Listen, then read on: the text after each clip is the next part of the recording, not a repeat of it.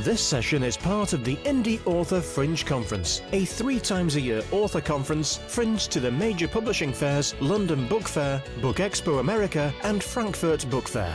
The Indie Author Fringe is run under the stewardship of the Alliance of Independent Authors, is organised by writers for writers and is free to attend. Let's see who's sharing self-publishing insights in this session.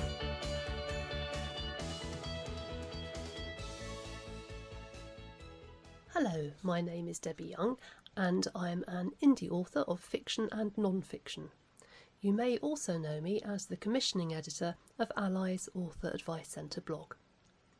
I'm going to talk about day jobs for authors, what are best and what are the worst. Should we even have them at all, or should we all be aiming at quitting our day jobs to write full time? That ambition is something that gets bandied around whenever authors get together as the ultimate ambition, but I'll be questioning whether that's really a sensible ambition that is in the best interests of you as a writer. Plot spoiler here, there's lots of evidence to suggest otherwise. So if you've been despairing that you may never reach the dizzy heights of living off your writing income, there will be comfort and constructive advice for you within this podcast. So, why me? Why have I been asked to talk about this subject? Well, while my life and work currently revolve around books and writing, it hasn't always been this way. Although in classic indie author style, I always wanted to be an author when I grew up, I've done a multitude of jobs in a 30-year career across many different sectors. These have included accounting, office administration, journalism, public relations and charity work. I've worked in tandem with a huge variety of businesses, from frozen food to pharmacy, from the health service to the hotel industry, from computing to cat litter. What I don't know about incontinence in cats or humans is not worth knowing. I will also be drawing on the experience and suggestions of ALLi author members all over the world who have made recommendations based on their own experience, either positive or negative. Assuming you have a day job, I hope by the end of this podcast you will feel better about it, whether by gaining a new appreciation of the advantages it brings to your writing career, or inspiring you to seek out a new career in parallel to your writing to complement your ambitions as an author. If you're in the fortunate position of not being dependent on a day job income, I'm hoping you'll realise that money is not the only benefit of conventional employment. First of all then, I'd like to dispel the myth that if you're an author who still has a day job, you're some kind of failure. There's often an unspoken assumption that all authors ought to aspire to quit the day job and write full time. Certainly it would be wonderful to sell enough books so that you have this option, and as an indie author, you're likely to be earning a higher income per copy sold than the average trade-published author. If you're writing in a popular genre to a high standard and marketing your books effectively, living off your book sales is an achievable ambition, though by no means guaranteed. But even those authors who are best-selling household names who one presumes to be living on the earnings of their books, they often draw the larger part of their income not from book sales but from other related activities. They may be earning their bread and butter money from freelance journalism, from guest appearances, and from the lecture or after-dinner speech circuit. Their author royalties may actually be a minor contributor to their earnings. As an indie author, you may have decided that your writing ambitions actually aren't that commercial, and that's fine too, that's your prerogative. You don't have to be writing to match the demands of the commercial marketplace, or aiming to earn a livable income from your books in order to validate yourself as an author. Plenty of classic and famous authors never gave up their day job, so you're in good company if that applies to you. Although there's nothing wrong with dreaming of being able to write full time, I'm not convinced that this is always a helpful, realistic, or even the best setup for writers. I know of at least 2 authors who have decided to write full time, then discovered that they've never written so little because they missed the stimulus, the buzz, and the pressure of time that comes with the constraints of having a day job. They felt this so strongly that as soon as they realised how little they were writing, they plunged back into other paid work, and their writing productivity actually went up. So, what are the good things about having a day job? Let's consider for a moment the benefits that day jobs offer in general before we go on to talk about the pros and cons of specific careers. First of all, time to learn your craft. First of all, and perhaps most importantly, a day job can take pressure off you from publishing your books before they're really ready.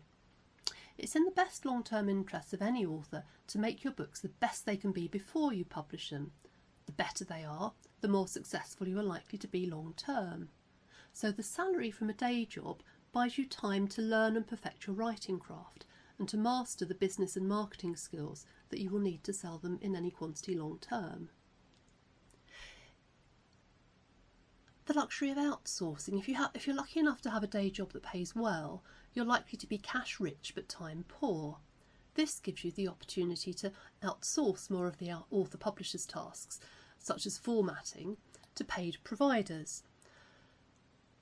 If you can earn enough in an hour to pay a formatter to do what it would take you a whole day to do on your computer, it's a no-brainer to delegate it. Now on to time management. A day job generally imposes a structure on the 24 hours in your day. It's kind of like an enforced form of time management so that you know and can clearly identify which hours you'll be working, which hours outside of your work you have available for writing.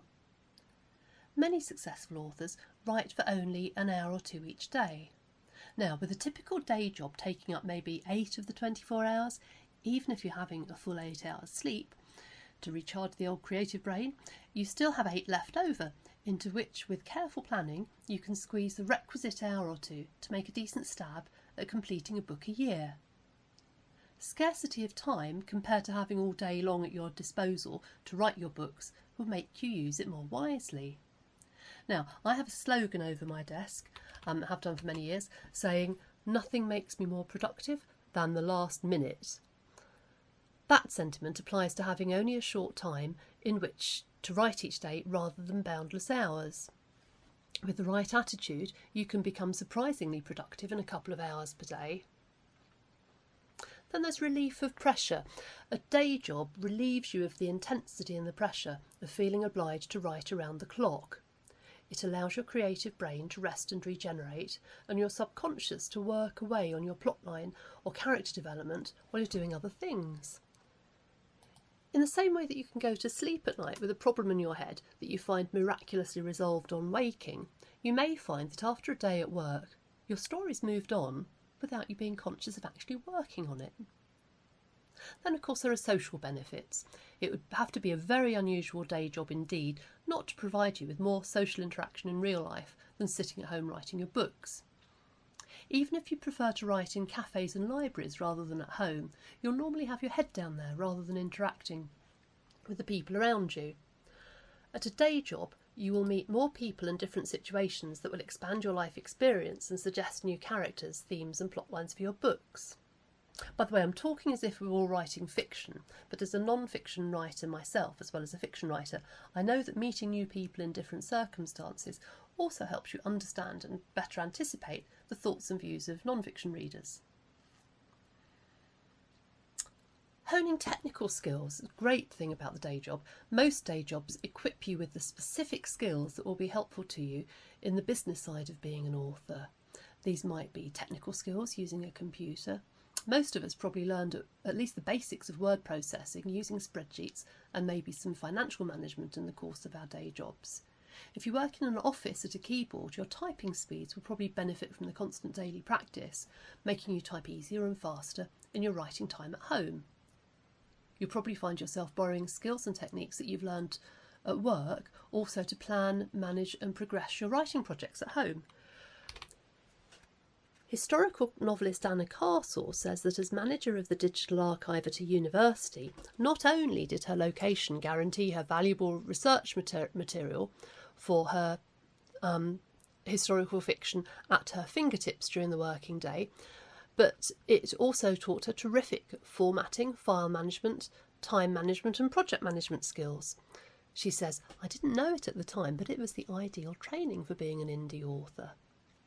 Similarly, Mike Stopp says that as a web developer, he developed fantastic creative and problem-solving skills, as well as time and project management skills, and technical skills for websites, social media and data analysis, all invaluable to the budding author-publisher.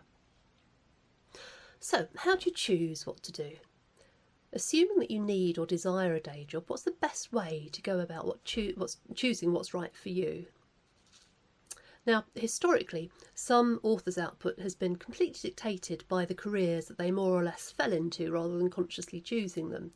For example, Agatha Christie was an apothecary's assistant during the First World War, which gave her an intimate knowledge of the impact and availability and legality of poisons.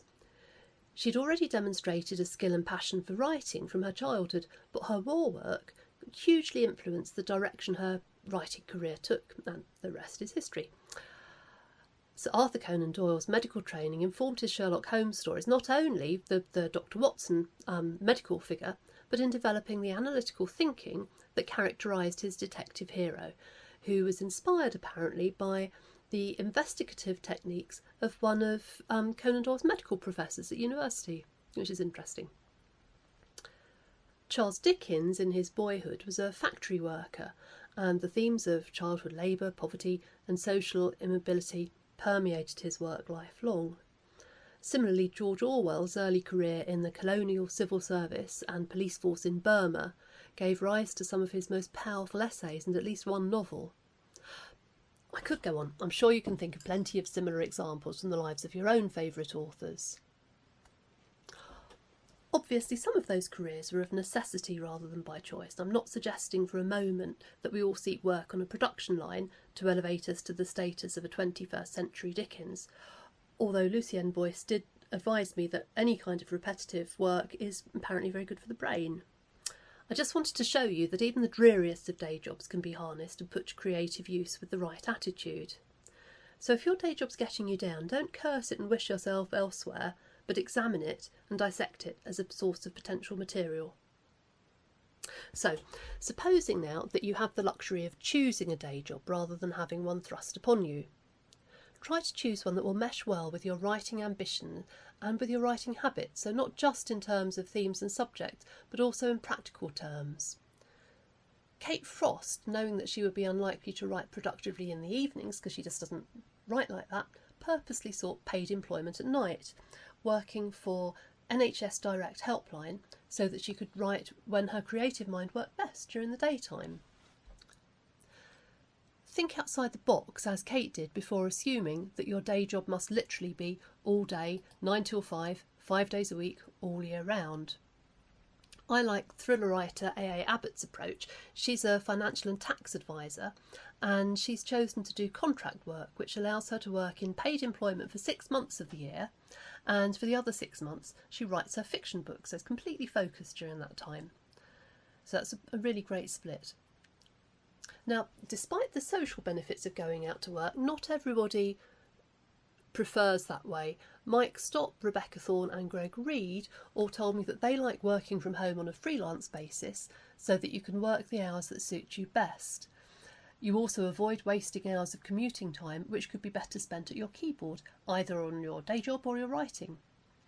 On the other hand, commuting time can be useful for planning, writing, editing, or if you drive yourself to work, probably just the planning in your head is best. So now let's look at specific types of job that might be suitable for writers. A job focused on writing, such as journalism or copywriting, might seem the obvious choice.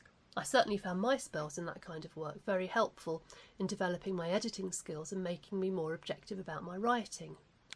Writing about subjects that didn't affect me personally, such as articles for pet care magazines about different kinds of cat litter, or analysing statistics about children's pocket money according to how much of a certain ice cream brand it would buy them, was fun, but it also taught me to be ruthless and objective about editing to length and to focus on the purpose of my writing. I have to say I am a heartless murderer of darlings. Chris Budd advises that his career, featuring lots of report writing, was great for developing his language skills, but didn't offer the same benefits for dialogue.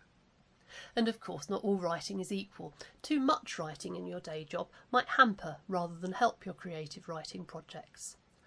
Alex Klaushofer actually gave up journalism when she knew she wanted to pursue a creative writing career, because she felt there was too much of an overlap, so she now works as a tutor instead. David Penny temporarily quit writing fiction for a mere 30 years while pursuing a career writing software. He found the skills used the same part of the brain. Many writers prefer a day job which uses a different skill set. Travel writer Joe Corley, a professional copywriter, thinks it's better to avoid writing-based day jobs so you have a change of scene from keyboard and screen during your working day. On the other hand, Jules Horn says, I love copywriting, it's well-paid work with other creatives, and I get to go behind the scenes in intriguing workplaces. So 2 contrasting opinions there for you to choose which is right for you. Jobs that involve the spoken word rather than the written word may also offer benefits. Nicola Evelina reports that working as an actor made it easier to go on to do readings and author talks. Sam Quentin recommends being a television producer because it allows you to meet really interesting people and get into some bizarre situations. So one of the important social benefits of day jobs is exposing you to different people and situations. Anna Salotti, who works in a pet shop, says retail is great because it allows you to meet and interact with lots of different people. Rosalind Minette's career as a cognitive psychologist has obviously given her insights into understanding behaviour. Rachel Amflet concurs that just about any job working alongside interesting people is great, but she finds engineers particularly useful for research. On the other hand, some of the less sociable day jobs bring their own distinct benefits. Personally, I get some of my best ideas driving my car on my own between meetings. John Lynch, a professional salesman, says anything involving travel with a lot of overnight stops is a great source of protected writing time, alone in your hotel room at night and on the move in transit.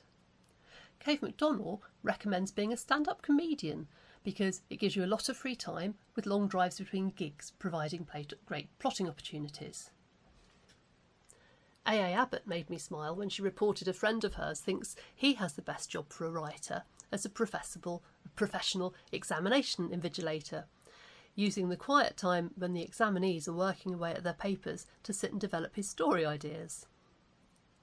Let's now have a look at some of the vocational positions, like Agatha Christie's famous apothecary post, in a modern context. Lynn Pardoe, after a career in social work, carved a successful niche in writing fiction about social workers and those they help. Wendy Jones, as a nurse in both the Royal Navy and the British Army, quite an unusual combination, developed unique insight into the gorier aspects of crime writing, she says. J.J. Franklin found her career as a nurse in Canada, the USA and New Zealand, with the addition of an MA in counselling, has provided excellent background for her psychological why-done-its. Similarly, Ian Hooper, who now writes in Australia, says serving as an RAF intelligence officer and an aircraft technician with a specialty in electronic warfare provided a great background for his writing. Rebecca Bradley found her 16 years as a police detective, before she was medically retired, the perfect background to writing crime fiction. But don't worry that you have to go out and qualify as a medic or join the military or the police to gain such insights. Mary Howard found her voluntary work as a pregnancy counsellor ignited her interest in fertility issues that has informed her novels. Stepping away from writing and research-based careers, finding yourself a job which puts you in the reader's shoes can also be a very constructive way to spend your working day, says Carl Drinkwater, a librarian. Kristen Gleeson, also a librarian, says her job helps her to see what covers appeal to readers, what kind of books different age groups go for, and to garner reader opinions. Indie author Patty Brassard-Jefferson set up her own bookstore, which she says is brilliant for interacting with both readers and with other authors. Children's writer Sue Wicksteed finds her work as a supply teacher visiting many different schools provides her with a great opportunity to get feedback from a wide range of children without ever having to attend meetings or plan to the same degree that permanent teachers must do. I hope this quick romp through various possibilities enjoyed by ALLi author members who are holding down day jobs while enjoying parallel careers as indie authors will help you view your own day job more positively and to find opportunities to extract from it benefits for your writing. If you're not already in a day job, I hope it will help you choose one that's right for you, which will complement your writing ambitions, preferences and practices. If you've already given up the day job because your writing already pays for your keep, lucky you. But I may even tempt you back out there, I hope, into the world of work in search of inspiration and stimulus, whether in paid employment or, even better, in a voluntary role. However you choose to proceed and whatever day job you do, please keep writing, and if you feel you've found the perfect career for a writer, we'd love to hear about it. Thank you for listening.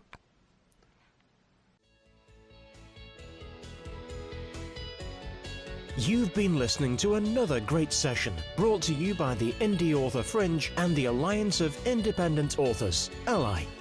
You can find out more about both by visiting ALLi's Self-Publishing Advice Centre, www.selfpublishingadvice.org. Now, go write and publish.